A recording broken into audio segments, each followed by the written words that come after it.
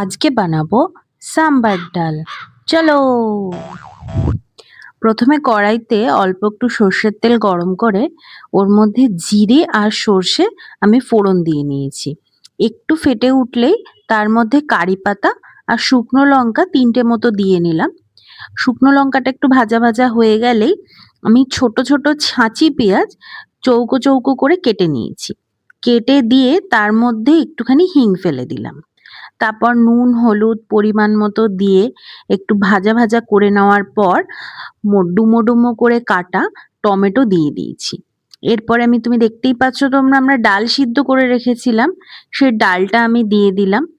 একটুখানি ফুটে ওঠার পরই ওটার মধ্যে আমি গরম জল আগের থেকে করে রেখেছিলাম, সেটা দিয়ে ঢাকা দিয়ে দিয়েছিলাম।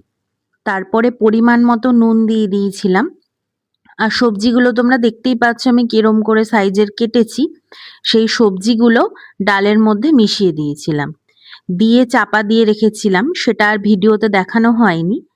এরপরেই এভারেস্টের সাম্বার মশলা কিনতে পাওয়া যায়, সেইটাকে আমি ছড়িয়ে দিয়ে একটু নাড়িয়ে চাড়িয়ে তেঁতুলের কাত দিয়ে ডালটা মিশিয়ে নিয়েছিলাম। এবার কড়াইতে যতক্ষণ ডালটা ফুটছে তখন সবজিটাকে একটু হাতা দিয়ে চেপে চেপে ম্যাশ করে নিয়েছি, যাতে ডালের মধ্যে সবজিটা হালকা হালকা ভাবে মিশে যায় আর খেতেও সুন্দর লাগে। তোমরাই দেখো আমার মা কি সুন্দর ডালটা খেয়ে একটা রিয়াকশন দিয়েছে। দেখেই মনে হচ্ছে আমি আমার কাজে সাকসেস পেয়ে গেছি। টাডা।